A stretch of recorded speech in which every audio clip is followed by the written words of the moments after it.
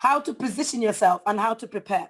How to position yourself and how to prepare. Hallelujah. The positioning is something that is the same for all, but the preparation process differs between men and women.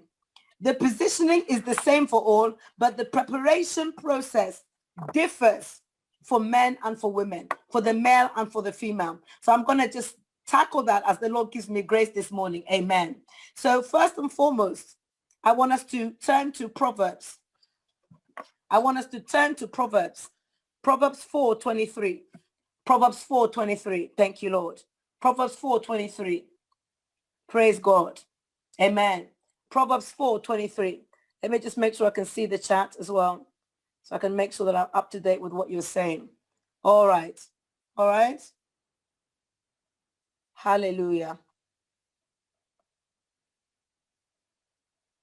Praise God. Oh, thank you for recommending the book. Amen. Yes, they can get it on Amazon. Even those who are not on the course, they can get access to the manual and they can begin their journey into supernatural marriage. Proverbs 4:23. God bless you. It says here, keep your heart with all diligence, for out of it spring the issues of life. Now, yesterday in day one, we talked about the foundation and our commitment to the more excellent way. We talked about why God wants us to pursue supernatural marriage and how it sets us up, okay, to be supernaturally married to the Lamb of God, the bridegroom king, Jesus, okay? How it positions us to not only be married and to fulfill the purpose of divine marriage, kingdom marriage on the earth, but it sets us up, okay, to be part or to be a partaker of the marriage supper of the Lamb. And today we're talking about, again, heart issues. God deals with everything from the heart, okay? So how you position yourself for supernatural marriage is a heart matter. Begins in your heart.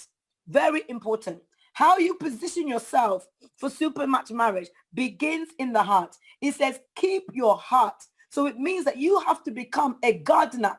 You have to be able to look and see and sense when weeds are growing in your heart, when wildflowers are growing in your heart, when things that are not of God are growing in your heart. You have to become a tender, not only of an outward garden, you have to become a steward of your own heart. Now, we know that the Bible says that the heart is desperately wicked. Who can know it? So what do? So basically, positioning ourselves for supernatural marriage, we must become a facilitator, not a frustrator of the Holy Spirit. Because it is the Holy Spirit that will search your heart. It is the Holy Spirit, okay, that will make your heart known unto you. If you search your heart only and examine your heart only without the help of the Holy Spirit, it is easy to justify certain things. It is easy to overlook certain things. It is easy for us to excuse certain things.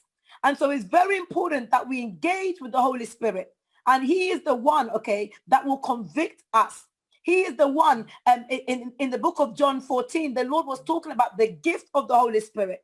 And it says he is the one who's been given to us to convict us of sin, of judgment, and of righteousness.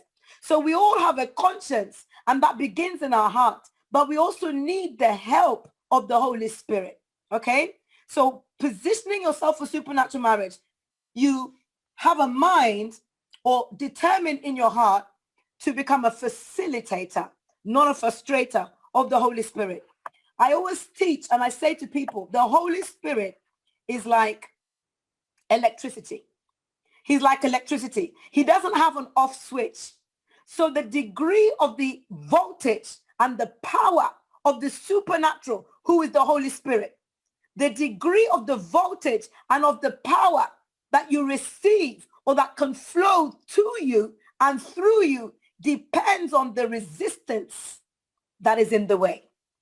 When you see the Holy Spirit like that, you begin to understand why there are certain people that walk in the greater degree of the Spirit than others.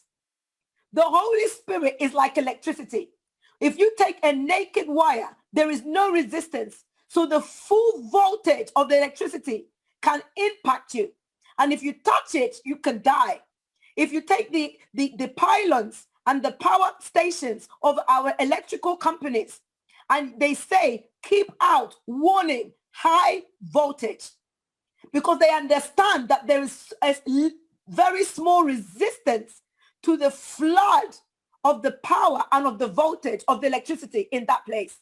So they warn you in advance, do not touch. That is the Holy Spirit. The reason why we can bear the Holy Spirit, it is because he measures himself into us. He measures. Only Jesus was able to walk, okay, in the full measure of the Holy Spirit, because it takes great submission of heart, of soul, and of spirit for us to bear the Holy Spirit. That is why when he's released during services and is released during prayers, many times you may fall under the unction, under the power of the Holy Spirit. That is because we short circuit in the flesh.